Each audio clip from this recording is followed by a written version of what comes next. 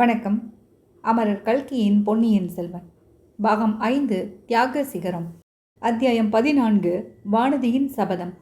திடும் பிரவேசமாக உள்ளே புகுந்த ஆழ்வார்க்கடியானை பார்த்து குந்தவை, திருமலை, நீ எப்படி இங்கே வந்து முளைத்தாய்? எதற்காக வந்தாய் என்று கேட்டாள். அம்மணி, எல்லாம் இந்த ஜோஷியருடைய மோசடி வார்த்தையினால்தான். இன்று காலையில் இவரிடம் நான் போகும் காரியம் வெற்றிகரமாக முடியுமா என்று கேட்டேன். முடியும் என்று சொன்னார். ஆனால் இந்த இடத்தை விட்டு சிறிது தூரம் போகக்கூட முடியவில்லை. காரியம் வெற்றி பெறுவது எப்படி? ஆகையினால்தான் சற்று முன் பழுவேற்றையர் கூறியதை நான் ஆமோதிக்கிறேன். இவருடைய ஜோதிட சாஸ்திரமே ஏமாற்றா அல்லது இவர்தான் வேண்டுமென்று ஏமாற்றினாரா என்று கேட்டு தெரிந்து கொண்டு போக வந்தேன். பழுவேற்றையரின் குரலை இங்கே கேட்டதும் இவர் பேரிலேயே எனக்கு சந்தேகம் ஊர்ஜிதப்பட்டது. ஆனால் தங்களை இங்கு நான் எதிர்பார்க்கவே இல்லை என்றான். என்னை நீ எதிர்பார்த்திருக்க முடியாதுதான். நீ எதற்காக வந்தாய்? என்ன காரியம் வெற்றி அடையுமா என்று ஜோதிடரை கேட்டாய்? ரகசியம் ஒன்றுமில்லையே என்றாள் இளவரசி. தங்களுக்கு தெரிய முடியாத ரகசியம் இருக்க முடியுமா? சக்கரவர்த்தியின் கட்டளைப்படி நேற்றிரவே முதன் மந்திரி என்னை நாகைப்பட்டினத்துக்கு போகும்படி ஏவினார்.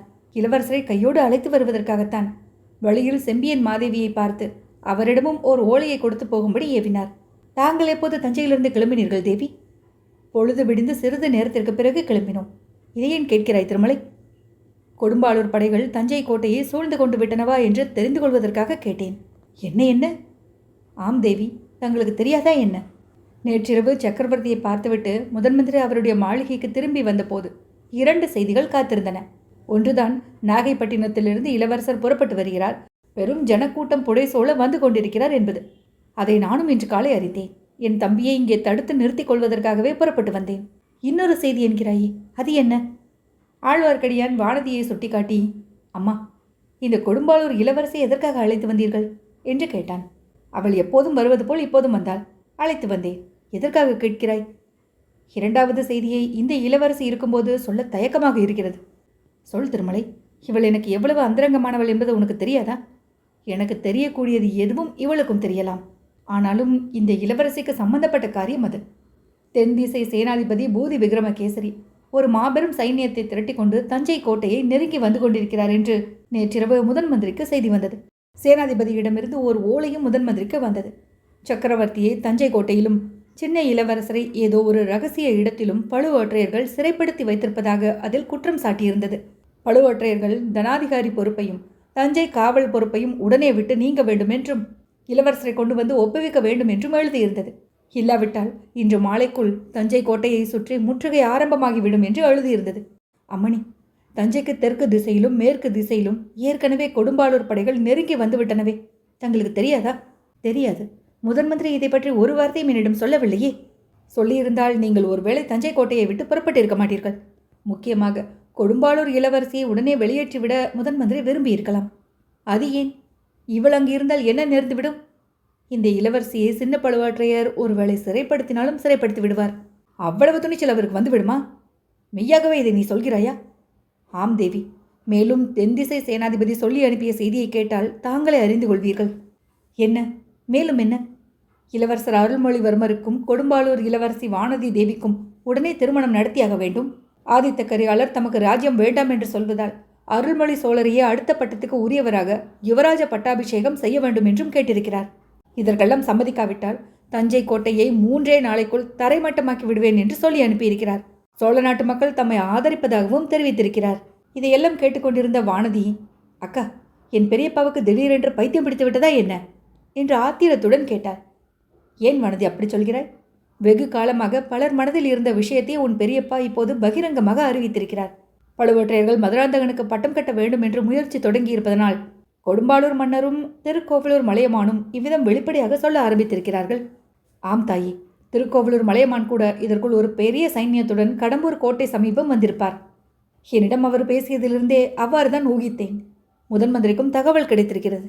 ஆனால் இப்போது நான் அறிந்திருக்கும் செய்திகள் அவர்கள் இருவருக்கும் தெரியாது. அவர்கள் 2 பேருடனும் நான் பேசி உள்நாட்டு சண்டை நேராமல் தடுத்தே ஆக வேண்டும். எப்படி செய்ய போகிறேனோ தெரியவில்லை.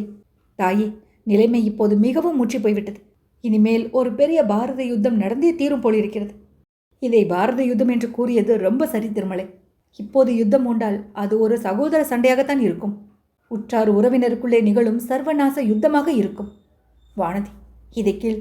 என் பாட்டனாரின் தகப்பனார் புகழ்பெற்ற பராந்தக சக்கரவர்த்தி பழுவேற்றையர் குலத்தில் பெண் கொண்டார்.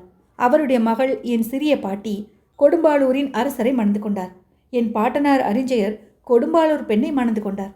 என் தந்தையோ திருக்கோவலூர் மலையமான் மகளை மணந்திருக்கிறார். இப்படி இந்த 3 குல மன்னர்களும் எங்கள் குலத்துடன் நெருங்கிய உறவு பூண்டவர்கள், ஒன்றுக்குள் ஒன்றாக கலந்து போனவர்கள். ஆயினும் அவர்கள் இப்போது கச்சையை கட்டிக்கொண்டு சண்டைக்கு ஆயத்தமாகி வருகிறார்கள். இந்த விதியை என்னவென்று சொல்கிறது?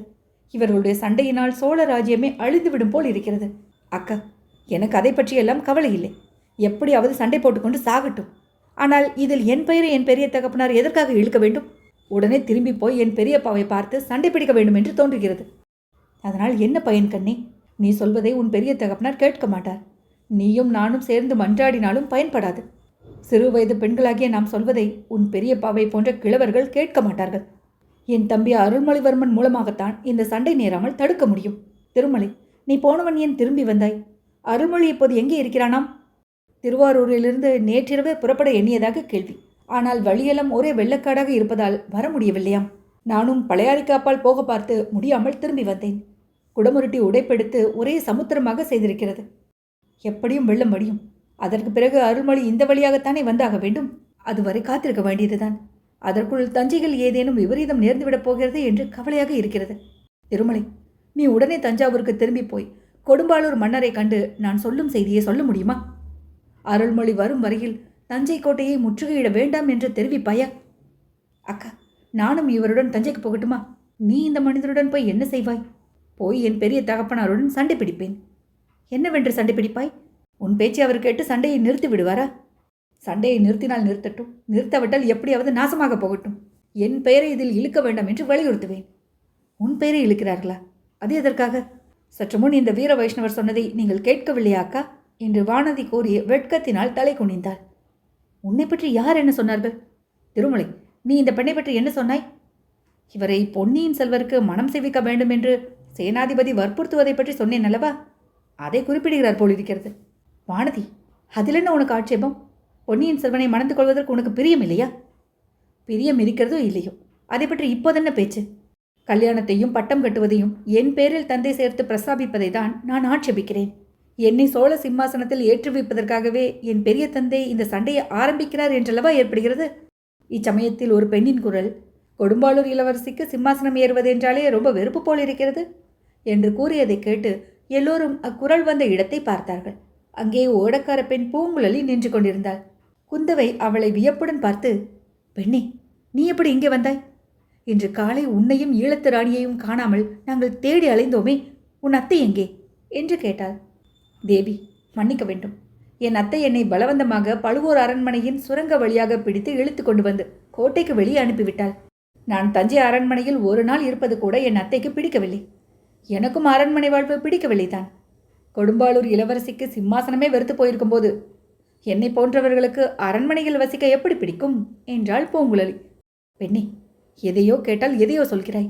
உன் சித்தம் சரியான நிலையில் இல்லை போலிருக்கிறதே என்றாள் குந்தவை. அக்கா, அவள் சித்தம் சரியாகத்தான் இருக்கிறது. என்னை கேவலப்படுத்துவதற்காக வேண்டுமென்றே இப்படி பேசுகிறாள். நான் சோழ நாட்டின் சிம்மாதனம் ஏறி மகாராணியாக வேண்டும் என்று ஆசை கொண்டிருக்கிறேனாம். அதற்காகத்தான் தங்கள் தம்பியை பொன்னியின் செல்வரை மணக்க விரும்புகிறேனாம்.